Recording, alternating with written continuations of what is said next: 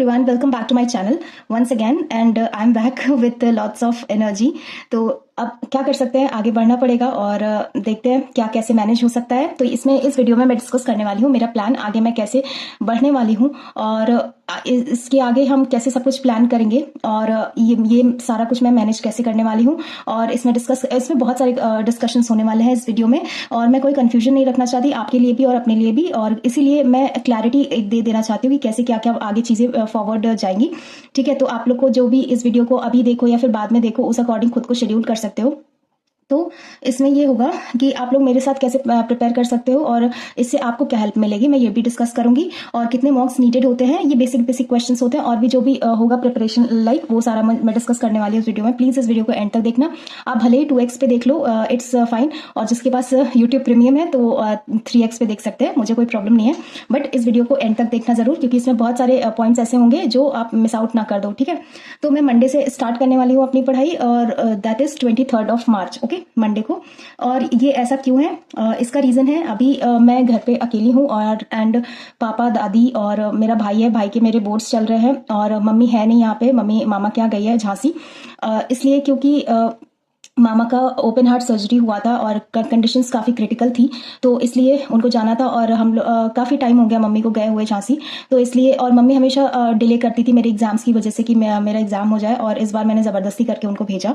तो yes, finally she is there और वो अभी ना 23 को ही आ जाएंगी घर पे, तो सब कुछ वापस सही चलने लगेगा। एंड मैं अपना वीडियो बना इसीलिए मैं 16 फरवरी से और अभी तक मैं इतना इरेगुलर रही, सिर्फ इसीलिए कि मुझे बिल्कुल टाइम नहीं मिल रहा था किचन का काम कर, सुबह उठते साथ ही किचन का काम करो, फिर पूरे घर का काम करो, फिर सबको सब टाइम पे देना। पापा हेल्प करते हैं, पापा से जितना हो पाता है वो करते हैं, और मेरा भाई भी बहुत ज्यादा सपोर्टिव है, सब सही है। बट वही है ना कि टाइम नहीं मिल पा रहा था।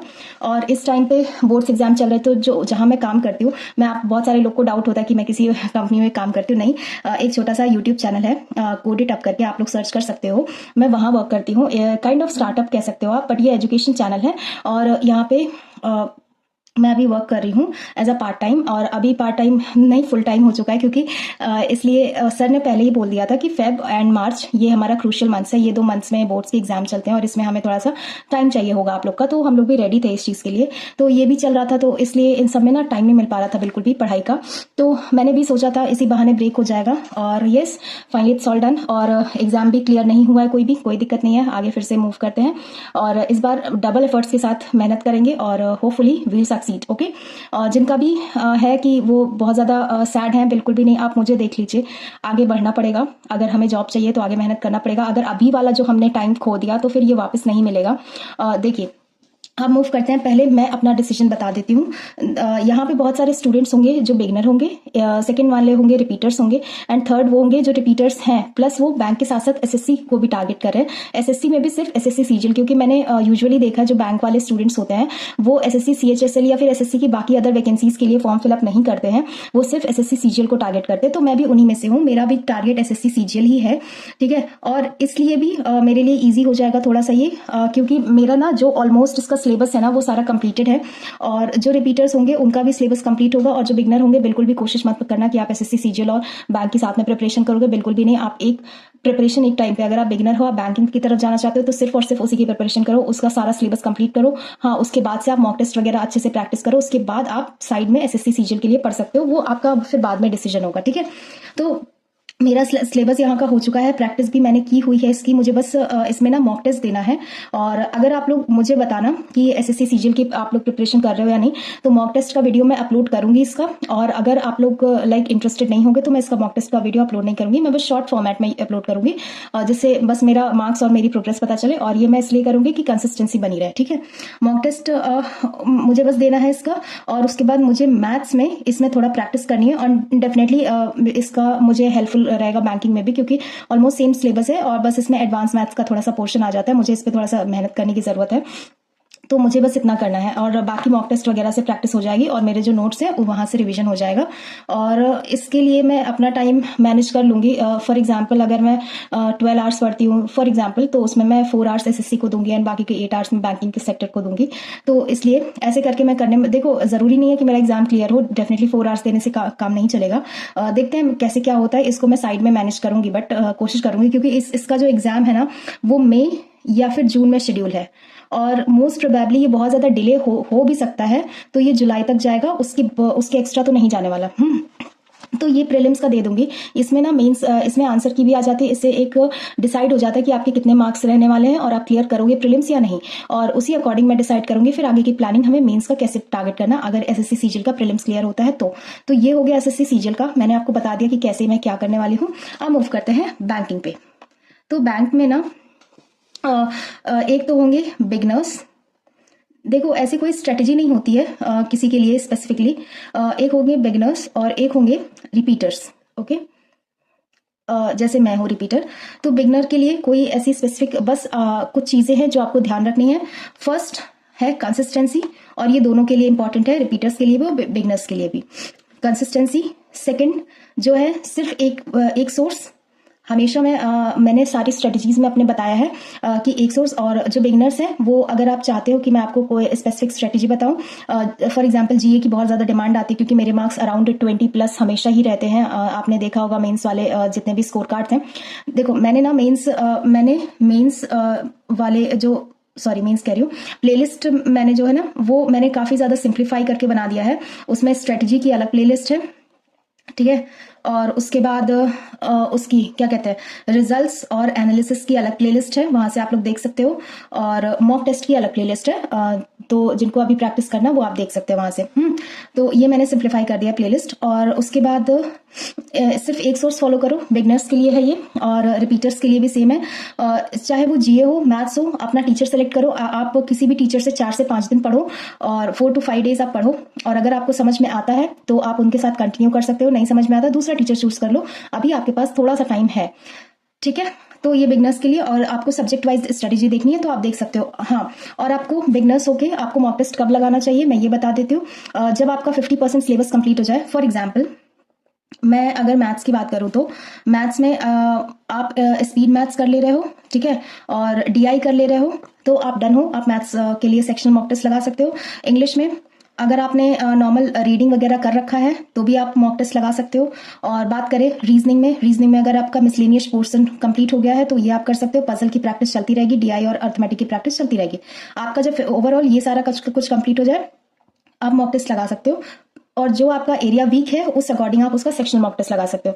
मॉक टेस्ट के बारे में बात करें तो हमेशा 2 सोर्स फॉलो करना है सबको ही, बिगनर्स को भी रिपीटर्स को भी। जैसा कि मैं बताती हूँ, गाइडली एंड टेक्स्ट बुक मैं 2 मॉक टेस्ट लेती हूँ, खैर उस पर हम बाद में बात करते हैं। तो जो रिपीटर्स हैं उनको भी कंसिस्टेंसी मेंटेन करना ही पड़ेगा, और रिपीटर्स के लिए भी सब्जेक्ट वाइज स्ट्रेटजी सेम रहने वाली है, कोई ऐसा नहीं अगर उनका कोई टॉपिक छूट गया है तो वो वहां से प्रैक्टिस कर सकते हैं। रिपीटर्स भी 2 तरह के होंगे, एक जो जिनका काफी ज्यादा मार्जिन से मतलब ज्यादा मार्जिन से रुका है सिलेक्शन, उनको थोड़ा और खुद पे फोकस करना पड़ेगा, प्रैक्टिस ज़्यादा करना पड़ेगा। और एक उनका जैसे कि मेरा है बहुत कम मार्जिन से और मतलब पॉइंट से मतलब रुका है उनको, ठीक है। दोनों को कंसिस्टेंट रहना पड़ेगा। और जो आप फॉलो कर रहे थे ना इनको, जो ज़्यादा मार्जिन वाले हैं ना, तो उनको प्रीलिम्स के लिए अच्छे से प्रैक्टिस करनी पड़ेगी एज वेल एज मेंस। अब इसका हम लोग कैसे प्लान कर रहे हैं वो देखते हैं। ओके, सो इसमें ना पहले तो मैं ये सजेस्ट करूंगी कि आप लोग को इनिशियली 2 मॉक टेस्ट परचेज करना है, एक गाइडली का, और बाकी आपको मैं अपना पॉइंट ऑफ व्यू बता रही हूँ, अगर आपको कोई और मॉक टेस्ट लेना हो आप ले सकते हो, कोई प्रॉब्लम नहीं है। गाइडली एंड टेस्ट बुक, और अभी आप चाहो तो नहीं भी ले सकते हो क्योंकि जरूरी नहीं है, ये पेड मॉक्स हैं, ये आपको लेना है, और मेरा कोई ऐसा कूपन कोड नहीं है, तो आपको जो सही लगे वो आप लगा सकते हो, जब होगा तो मैं जरूर बता दूंगी। ये पेड मॉक्स है, ठीक है, गाइडली और टेक्स्ट बुक का। तो जब मतलब ये हम लोग स्टार्ट करेंगे कब, आई गेस जून में। पेड मॉक्स हम लोग जून से स्टार्ट करेंगे देना, और ये होगा IBPS PO के लिए, ठीक है, IBPS PO के लिए। क्यों? क्योंकि IBPS PO की डेट है अगस्त में, और हम टारगेट कर रहे हैं अप्रॉक्स 100 मॉक्स दे लेंगे। पहले मैं अपना टारगेट बता देती हूँ। टारगेट है हमारा मॉक टेस्ट का फॉर प्रीलिम्स, ठीक है। देखो अप्रॉक्स 30 मॉक्स इसमें मिल जाएंगे, अप्रॉक्स 30 मॉक्स इसमें मिल जाएंगे, 60 ये हो गए, प्लस लाइव वाइव वाला लेके काउंट कर लेंगे तो अप्रॉक्स 90 मॉक्स हम लोग को मिल जाएंगे। 90 to 100 मॉक्स हमें देना है प्रीलिम्स का। इससे ज्यादा हो सकते हैं बट इससे कम तो मैं तो नहीं करूंगी ऐसा कुछ कि हाँ रिस्क हो प्रीलिम्स ही क्लियर करने में, तो इसलिए मुझे अच्छे से प्रैक्टिस करना होगा। और मेन्स का जो होगा, इन दोनों ही जो हम पेड मॉक्स लेंगे ना, मेंस का भी इतना, मेंस का अप्रॉक्स 10 to 15 मॉक्स रहता है, तो अप्रॉक्स 30 मॉक्स हम मेंस का टारगेट करेंगे, ठीक है, टोटल। तो अभी के लिए ना पहले हम देखते हैं डेट्स। जो मेजर एग्जाम्स हैं इसमें है, एक सेकेंड मैं साइड में लिख लेती हूँ, जगह है। तो जो मेजर एग्जाम्स हैं वो होता है एसबीआई बैंकिंग सेक्टर में, एसबीआई के under PO and clerk. And इसके बाद आता है, और जो इसमें पीओ एक्सपेक्टेड है कि जो नोटिफिकेशन डेट होगी एसबीआई की पीओ की, वो मई या फिर जून हो सकती है, मुझे इसका आइडिया नहीं है, लेकिन मुझे ये पता है कि इस बार जो आईबीपीएस है ना वो ट्रेंड फॉलो करने वाला है। और ट्रेंड कौन सा, पहले SBI PO and then IBPS PO, ठीक है। उसके बाद आरआरबी, मतलब इसका जो रिजल्ट होगा ना वो इस अकॉर्डिंग आएगा। और आरआरबी पीओ, उसके बाद आएगा एसबीआई क्लर्क। मतलब ये नोटिफिकेशन की डेट नहीं है, मैं रिजल्ट का बता रही हूँ। जैसे इस बार आया है ना वैसे पहले मतलब इस बार भी आएगा आईबीपीएस सीएसए मतलब कि IBPS clerk, and then RRB office assistant that is RRB clerk. ये इस अकॉर्डिंग में ट्रेंड फॉलो करने वाला है कि मतलब आपका इस अकॉर्डिंग में चलेगा कि पहले एसबीआई पीओ, ये रिजल्ट का मैं बता रही हूँ, IBPS PO, RRB PO, SBI clerk, IBPS clerk and RRB office assistant. तो ऐसा भी हो सकता है क्लर्क, एसबीआई पीओ और क्लर्क मतलब आगे पीछे हो, तो इसका डेट नहीं है, बट हमें एक आइडिया है कि मई जून तक मोस्ट प्रोबेबली आ सकता है, इसका चांसेस है। तो और इसके बाद आता है आईबीपीएस पीओ। तो इसका जब नोटिफिकेशन आएगा तो उस अकॉर्डिंग हम लोग प्रीलिम्स का प्रिपरेशन करेंगे। और अभी के लिए हम आईबीपीएस पीओ की डेट्स देख लेते हैं। आईबीपीएस पीओ का जो प्रीलिम्स होगा ना वो होगा 22 एंड 23 अगस्त। तो अगर इससे देखा जाए तो 3 महीने हैं हमारे पास। जून से अगर हम स्टार्ट करेंगे तो जून जुलाई अगस्त, तो इस अकॉर्डिंग हम लोग ये 90 to 100 प्लस मार्क्स कंप्लीट कर लेंगे, क्योंकि लास्ट मिनट में आके ना हम लोग एक दिन में 2 मार्क्स दे सकते हैं अगर अच्छी प्रिपरेशन हो जाएगी तो, ठीक है। और उसके बाद आते हैं आईबीपीएस क्लर्क पे। एक सेकेंड, इसका मेंस में भी मैं बता देती हूँ। इसका जो मेंस होगा ना वो होगा 4 अक्टूबर को। और आते हैं अब आईबीपीएस, एक होता है एसओ, ठीक है। ये एसओ उनके लिए होता है ना जो लाइक बीटेक वगैरह वाले होते हैं, मैंने एग्जैक्टली देखा नहीं है, लेकिन ये बीटेक वगैरह वालों के लिए होता है गेस। इसका जो प्रीलिम्स है वो है 29 अगस्त को, एंड इसका मेंस है 1 नवंबर को, ओके। और उसके बाद आते हैं आईबीपीएस क्लर्क पे। इसका जो प्रीलिम्स एग्जाम है वो है 10 एंड 11 अक्टूबर, एंड मेंस इसका है 27 दिसंबर। लास्ट टाइम इसका मेंस जो था वो 29 नवंबर को था, इस बार थोड़ा सा लेट है। और उसके बाद आते हैं आरआरबी पीओ। इसका जो एग्जाम का डेट है प्रीलिम्स का वो है 21 एंड 22।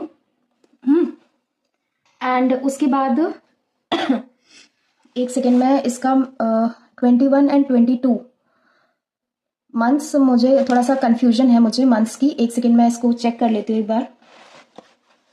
ये कंफर्म कर लिया है, ये 21 एंड 22 नवंबर ही है। और इसका जो मेंस है ना वो है 20 दिसंबर को, इस बार थोड़ा पहले है।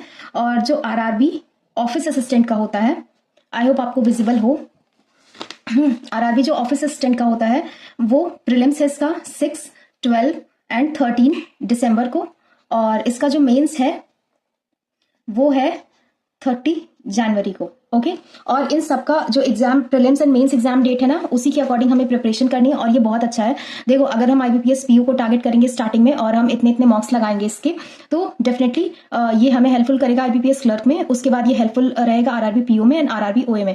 और हमें इन सबका हर एक पर्टिकुलर एग्जाम का अच्छा खासा लेवल ऑफ मार्क्स लगाना है, इससे हमारा एक सीट कंफर्म हो सकता है। बाकी लक तो मैटर करता है, डेफिनेटली करता है लक मैटर, लेकिन डिपेंड नहीं करता कि आप कितनी मेहनत कर रहे हो। लेकिन इससे ये रहेगा कि हाँ 95% इतना प्रैक्टिस करने से ये होगा कि 95% हमारा सिलेक्शन कंफर्म हो जाता है, और बाकी 5% लक मैटर करता है डेफिनेटली। मुझे भी लगा था आरआरबी क्लर्क मेरा क्लियर हो जाएगा, एक जॉब हो जाएगी, बट ठीक है हटाओ उसको, जो हुआ सो हुआ। बार बार रिजल्ट देख के मतलब क्या बताऊं कैसा फील होता है, अजीब सा लगता है बस, ठीक है। तो डेफिनेटली लक मैटर करता है इन सब में।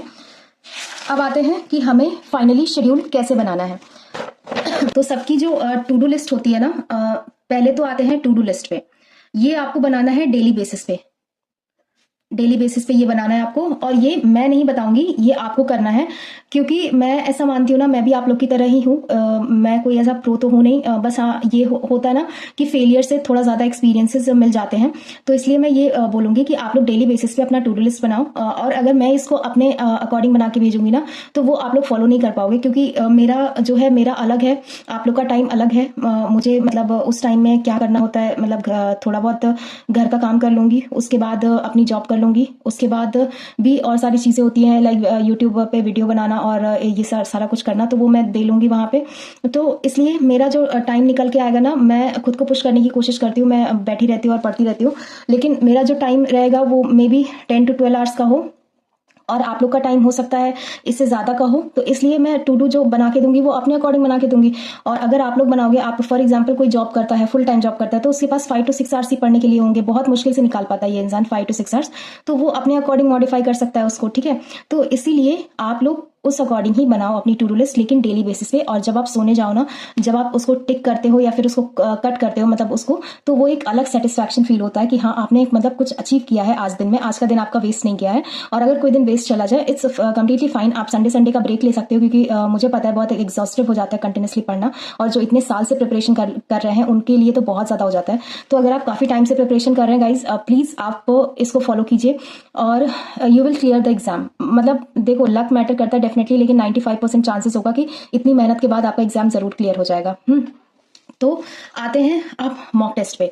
देखो, पहले तो मैंने पूछा था, अगर आप हो ऐसे कि एसएससी सीजीएल के लिए भी प्रिपेयर कर रहे हो खुद को, तो आप बताना, मैं मॉक टेस्ट उसका भी अपलोड करूंगी। और अगर आप बैंकिंग के लिए ही प्रिपेयर कर रहे हो तो आप ये भी बताना। तो अब आते हैं मॉक टेस्ट। तो एसएससी सीजीएल का मैं मॉक टेस्ट देने वाली हूँ डेली बेसिस पे, उसका एक अलग से मेरा टाइम शेड्यूल रहेगा। और उसके बाद इसका बैंकिंग के मॉक्स की बात करते हैं। तो अभी हमें क्या करना है, ये मॉक टेस्ट कैसे हमें करना है, तो अभी के लिए हम टारगेट करेंगे पेड मॉक्स नहीं। तो जितने भी लाइव मॉक्स होते हैं ना, 4 प्लेटफॉर्म्स के live mock. First one is गाइडली, अगर इसमें आया कुछ तो, क्योंकि इसमें बहुत कम आता है live mocks. Second one is Testbook. Third one is olive board,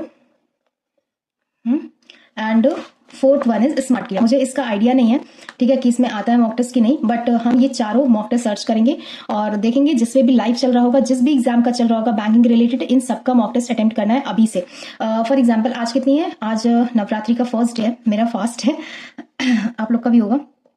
19 मार्च को है, आज 19 मार्च है, तो मेरे पास ना अभी मॉक टेस्ट के लिए इतना टाइम नहीं है, मैं अभी नहीं दे पाऊंगी। मैं स्टार्ट करूंगी इसको 23 मार्च से।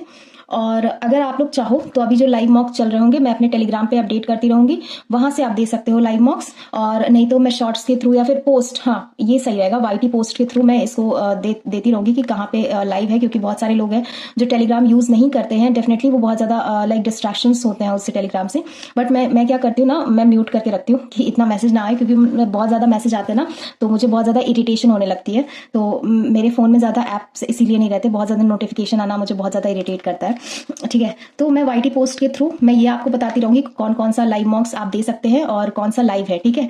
तो उस अकॉर्डिंग आप टेस्ट मैनेज कर सकते हो। अदरवाइज 23 मार्च से जब मैं कंसिस्टेंटली प्रिपेयर करूंगी तो आप लोग को सारा कुछ बताऊंगी।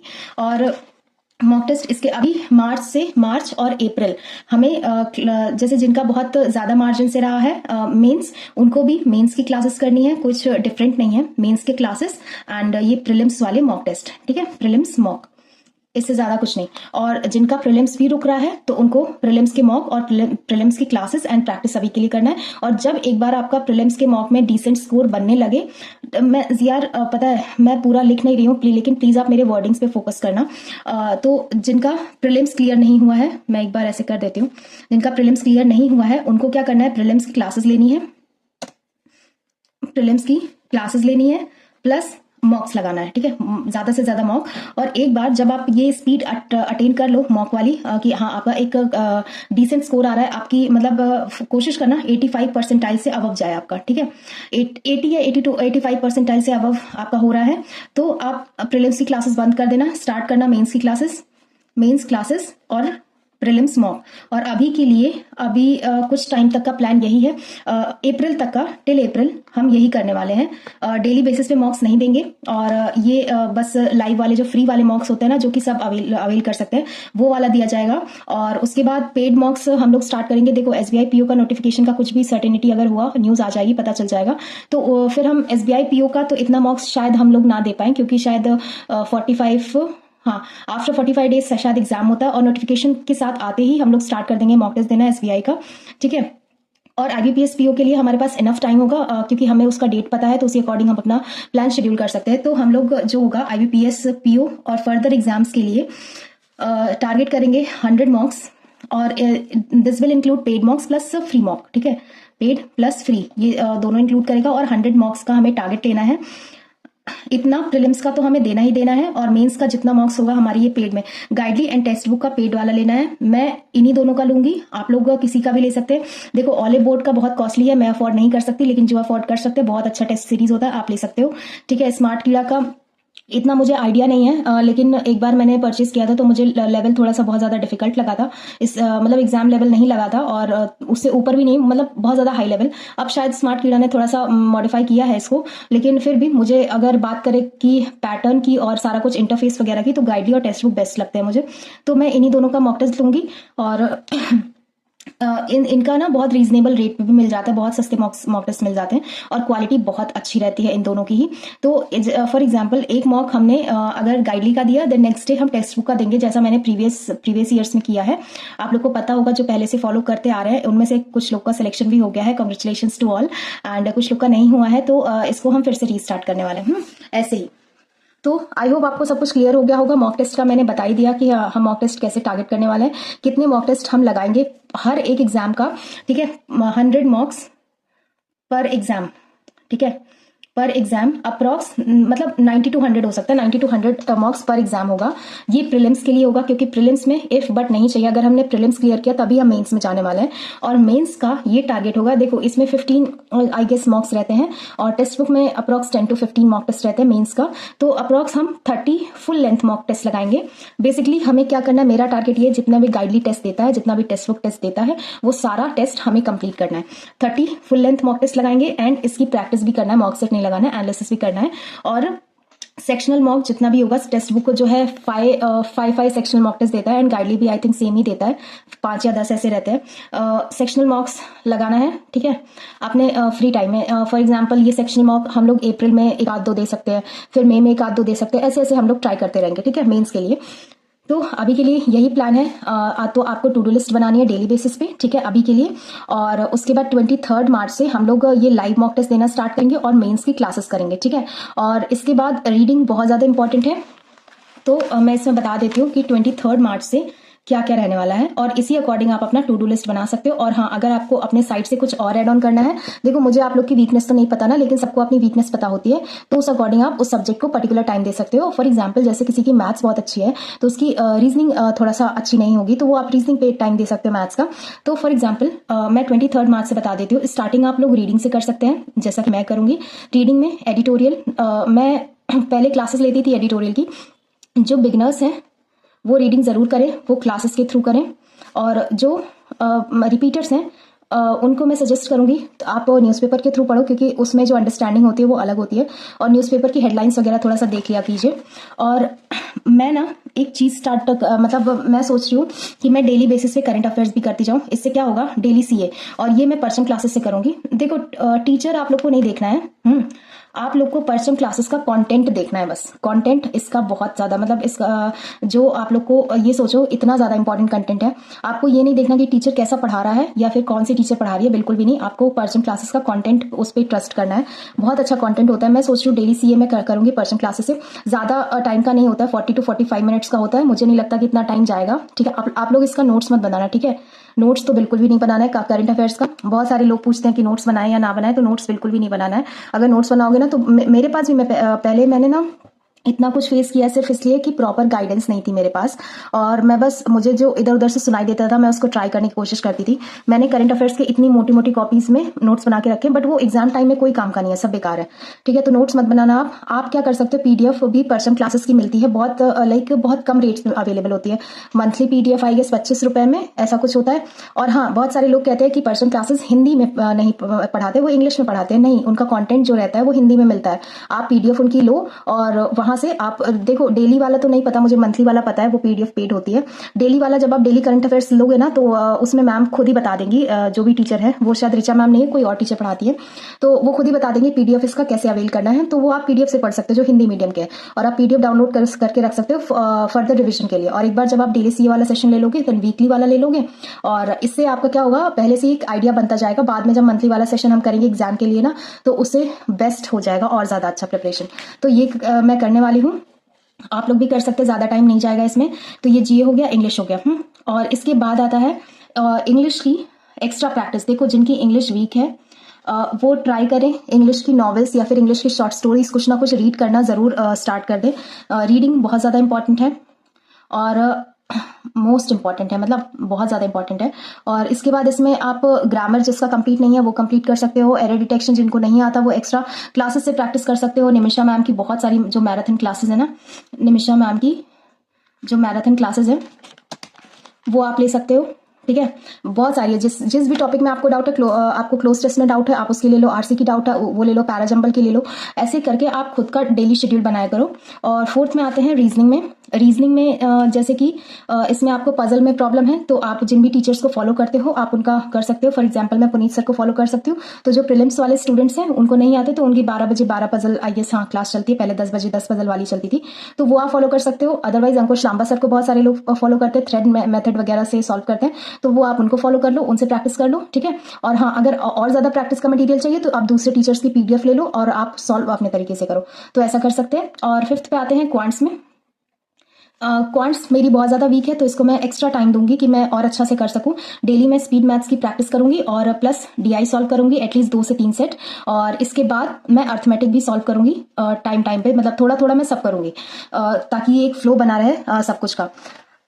तो जो बिगनर्स है मैंने उनको बता दिया है स्टार्टिंग आपको प्रैक्टिस किससे करनी है। अगर आपका अर्थमेटिक चल रहा है, स्पीड मैथ्स डीआई हो चुका है, तो आप स्पीड मैथ्स की प्रैक्टिस करते रहो डेली। 10-10 20-20 क्वेश्चन इस पे हर एक टॉपिक का स्पीड मैथ्स का आप लगाते रहो। ठीक है, और ये इजीली मिल जाएगा। आशीष अरोरा सर का जो टेलीग्राम चैनल है ना, स्टडीफाइड, ठीक है, वहां पे चेकलिस्ट मिल जाएगी, वहां से बहुत सारे क्वेश्चन मिल जाएंगे और आप वहां से ले सकते हो। तो इस तरह से आपको टू डू बनाना है डेली बेसिस पे, एंड अपने अकॉर्डिंग टॉपिक इंक्लूड करना है। फॉर एग्जांपल लाइक 23 मार्च का स्टार्ट किया, आपको रीडिंग एडिटोरियल करना है या डेली सीए करना है, या आपको इंग्लिश में फॉर एग्जांपल पैराजंबल में प्रॉब्लम आती है तो आज पैराजंबल की बहुत घंटे की क्लासेस हैं, तो आपने एक हफ्ते के लिए सिर्फ पैराजंबल की क्लासेस ले ली, तो वो फॉर एग्जांपल 1 घंटा आज आपको पैराजंबल करना है। उसके बाद रीजनिंग में अगर आपका पजल है तो आपको ये बनाना है कि 1 घंटे आपको पजल की क्लासेस लेनी है। ठीक है, और क्वांट्स में अगर आपका क्वांट्स वीक है या फिर रीजनिंग में अगर रीजनिंग वीक है तो आप 2 घंटे 3 घंटे एक्स्ट्रा आप बढ़ा सकते हो अपने अकॉर्डिंग, जैसा आपके पास टाइम है।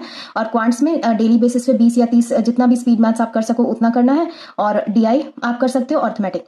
तो अभी हमारे पास टाइम है तो हम इस तरह से चल सकते हैं। ठीक है, और अगर आपका खुद का प्लान बना सकते हो तो डेफिनेटली बना लो। हमारा बस इससे वीडियो से ये मतलब था कि मैं आप सभी को बता दूं कि आगे का प्लान क्या है। तो पहले एसएससी सीजीएल को मैं एक साइड में प्रिपेयर करती रहूंगी, आप लोग बताना अगर आप प्रिपेयर कर रहे हो तो मॉक टेस्ट वगैरह अगर देना है तो मैं दूंगी, अदरवाइज मैं शॉर्ट फॉर्मेट में बस उसके मार्क्स अपलोड करती रहूंगी ताकि इससे मेरी भी कंसिस्टेंसी रह सके। और जैसे आप लोग मेरे साथ मॉक टेस्ट लगाओगे मैं आप लोग को बताती रहूंगी कि हाँ आज ये करेंगे, तो उससे ये होगा कि आपकी भी कंसिस्टेंसी मेंटेन रहेगी और आप अब भी ज्यादा पढ़ पाओगे। ठीक है, तो ये रहा पूरा प्लान जो मैंने सोचा है। मुझे नहीं पता इसमें कुछ कमी हो सकती है या नहीं, जो भी इसमें कमी होगी आप लोग मतलब ज़्यादा एक्सपीरियंस जो होंगे वो बता सकते हैं कि इसमें क्या प्रॉब्लम है, और उसको मैं भी इंक्लूड करने की कोशिश करूंगी। फिलहाल के लिए इतना मतलब टारगेट यही है कि मॉक टेस्ट इतने तक मॉक टेस्ट हमें देना है, और साथ में आप लोग भी देना जिनका भी एग्जाम क्लियर नहीं हो रहा है, साथ में आप लोग भी प्रिपेयर करना। फिलहाल के लिए मैंने यही सोचा है। और हाँ, मैं सोच रही हूँ ना अपना एक स्टडी मतलब मैं एक डेली लाइफ में मैं क्या क्या करती हूँ, मैं सोच रही हूँ एक ब्लॉग अपलोड करूँ। मैं वैसे बना नहीं सकती इतना ज़्यादा, बट देखते हैं शॉर्ट फॉर्मेट में या लॉन्ग फॉर्मेट में कैसे हो पाता है वो करें। और क्योंकि थोड़ा सा टाइम चाहिए अपने हॉबीज़ को देने के लिए, तो इसलिए देखते हैं क्या होता है। और तो ये रहने वाला है मेरा प्लान। आई होप आप सभी को क्लियर होगा। और ये वीडियो सॉरी थोड़ा सा ज़्यादा बड़ा हो गया है, और मैं ऑलरेडी पता है इसका मैं स्पीड बढ़ा के मैं अपलोड करूँगी कि आप लोग का ज़्यादा टाइम ना जाए, बट स्टिल आपको ज़्यादा स्पीड में सुनना होगा तो 2x पे आप प्लीज़ सुन लेना, ठीक है। तो अभी के लिए ये मेरा प्लान है। और हाँ, एक चीज़ और मैं दिखा दूँ आप लोग को, ये ना मेरे GA के नोट्स हैं, ठीक है। अगर आप लोग को दिख रहा हो सही से, एक सेकेंड, ये मैंने काफ़ी साल पहले बनाया है, ठीक है। ये मेरे GA के नोट्स हैं, इसमें मैंने सब कुछ ऐड ऑन किया है, बहुत अच्छे से बनाया हुआ है। तो इसको जब मैं पढ़ती हूँ ना तो उसी अकॉर्डिंग, फॉर एग्जांपल मेंस का एग्जाम आने वाला है तो उसके अकॉर्डिंग मैं इसको मॉडिफाई करती हूँ। फॉर एग्जांपल जैसे जो स्टैटिक पोर्शन तो कभी चेंज नहीं होता, जो चेंज होने वाले फॉर एग्जांपल ये डेप्यूटी गवर्नर हैं और गवर्नर ऑफ RBI, तो ये सब मैं उस अकॉर्डिंग चेंज करती रहती हूँ। मेंस जब आने वाला होता है ना उसके 5-10 दिन पहले से मैं ये पढ़ना स्टार्ट कर देती हूँ और बहुत जल्दी हो जाता है इसका रिविजन। तो पहले आपको थोड़ा सा टाइम लगेगा रिविजन करने में, उसके बाद जैसे जैसे आप यूज टू होते जाओगे तो टाइम नहीं लगेगा। तो ये मेरे जो है ना, ये बहुत डिटेल में सब कुछ अच्छे से एक्सप्लेन्ड है, और मैं ये सारा कुछ रिवाइज करके जाती हूँ इनकेस ऐसा कुछ आ जाए तो इसमें ना सब कुछ अवेलेबल है बजट वगैरह से रिलेटेड। और मैंने ये आशीष गौतम सर का वॉरियर बैच है वो मैंने लिया था, और वहाँ से ये सारा कुछ कंप्लीट किया है और नोट्स बनाया है। अगर आपको नोट्स का PDF चाहिए होगा तो आप बताना, तो मैं ये टेलीग्राम पे अपने अवेलेबल करा दूंगी। बट आई विल सजेस्ट कि आप PDF से नोट्स बनाओ, और नोट्स के बाद जो उसमें चेंजेस हैं वो आप खुद ही कर सको, ठीक है। तो इसमें ना सब कुछ अवेलेबल है, जैसे NRE NRO अकाउंट और ये सब। मेरे जब बाद में ना मेरा इंटरव्यू था, कुछ चीज़ें जो थी अभी करंट में आई थी, तो वो मैंने यहाँ पे लिख लिया है, और इसमें एक्स्ट्रा पेजेस नहीं है। अब मुझे और चाहिए होगा तो मुझे इसमें पेजेस चिपकाने पड़ेंगे। तो ये सारा है, ठीक है। तो अगर आपको चाहिए होगा इसका PDF तो आप बताना, मैं इसको दे दूंगी। मैं इसको मेंस से पहले 5-10 दिन पहले इसको मैं एक बार रीड कर लेती हूँ, ज़्यादा डीपली नहीं पढ़ती, बस मैं रीड कर लेती हूँ। इससे क्या होता है, थोड़ा सा याद रह जाता है। अगर आपको चाहिए नोट्स आप इसके बना लेना, अगर आपको चाहिए होगा तो मैं इसको प्रोवाइड करा दूंगी। नोट्स आप बना सकते हो, और इसमें अपडेशन फिर आप अपने अकॉर्डिंग कर सकते हो, ठीक है। तो अब हो गया है सब कुछ। आई होप आप सभी को क्लियर होगा। जो भी क्वेश्चन होगा आप कमेंट सेक्शन में पूछना, मैं उसका आंसर करूंगी। अब मिलते हैं फिर नेक्स्ट वीडियो में, बात करते हैं, बाद में देखते हैं अटेम्प्टिंग स्ट्रेटेजी के बारे में, क्योंकि मैंने इस पर कोई वीडियो नहीं बनाई है। एक बार मैं सारा कुछ वीडियो बना देना चाहती हूँ ताकि ऐसा कुछ प्रॉब्लम ना आए। आप लोग खुद ही कॉमेंट सेक्शन में बताना कि इस नेक्स्ट मैं क्या वीडियो बनाऊँ, और मतलब मैं सोच रही हूँ लाइव आने का भी, कि आप लोग के जो भी क्वेश्चन आंसर है मैं उसको डायरेक्टली आंसर कर सकूँ। बहुत सारी चीज़ें माइंड में है, तो आप बताना इसके बाद आपको कौन सी वीडियो चाहिए जो मैं कल या परसों ला सकूं। और पढ़ाई का मैंने बता दिया 23 मार्च से मैं स्टार्ट करूंगी, क्योंकि मम्मी भी आ जाएंगी और उसके बाद से मेरी पढ़ाई नॉर्मल चलती रहेगी। अभी वो नहीं है तो इसलिए सारे घर का काम है और सब कुछ है, तो इसलिए बहुत कुछ मैनेज करना पड़ रहा है। तो इसलिए मैं अभी पढ़ाई को टाइम नहीं दे पा रही हूँ। ज़्यादा टाइम मिलता है तो थोड़ा बहुत वीडियोज़ वगैरह देख लेती हूँ, कैसे प्लान करना है, क्या करना है, ठीक है। तो दैट्स ऑल फॉर टुडे। बहुत ज़्यादा लंबी वीडियो होने वाली है ये, समझ नहीं आ रहा है मैं इसको ब्रेक करके अपलोड करूँ या कैसे, पता नहीं आप लोग देखोगे या नहीं, बट ठीक है, इट्स ओके। ये आप लोग के ही बेटरमेंट के लिए। मिलते हैं फिर नेक्स्ट वीडियो में। आप लोग अगर कोई चैनल पे नए हैं तो प्लीज़ चैनल को सब्सक्राइब कर दीजिएगा, एंड वीडियो को लाइक एंड हाइप दे देना। और हाँ, मेरे ना 2K सब्सक्राइबर्स हो गए हैं। Thank you so much everyone for trusting मी। और मैं ऐसे ही सब कुछ आप लोगों के साथ शेयर करती रहूँगी हमेशा, और अपना डेली लाइफ वगैरह सब कुछ इसमें शेयर करती रहूँगी आपको। और जो भी मेरे साइड से हेल्प हो सकती है वो आप बताना, वो मैं करने की कोशिश करूँगी। गाइडेंस वगैरह ये सब तो मैं आराम से दे सकती हूँ। हाँ, फाइनेंशियली अभी हेल्प नहीं कर सकती क्योंकि उसकी ज़रूरत खुद मुझे है, तो ठीक है। अभी देखते हैं क्या होता है आगे। बाकी मिलते हैं नेक्स्ट वीडियो में, और जिनका भी सिलेक्शन हुआ है उनको बहुत बहुत कॉन्ग्रेचुलेशंस। और आज नवरात्रि का फर्स्ट डे है, तो wish you all a very happy Navratri, ठीक है। अब मिलते हैं नेक्स्ट वीडियो में। Bye everyone, thank you so much.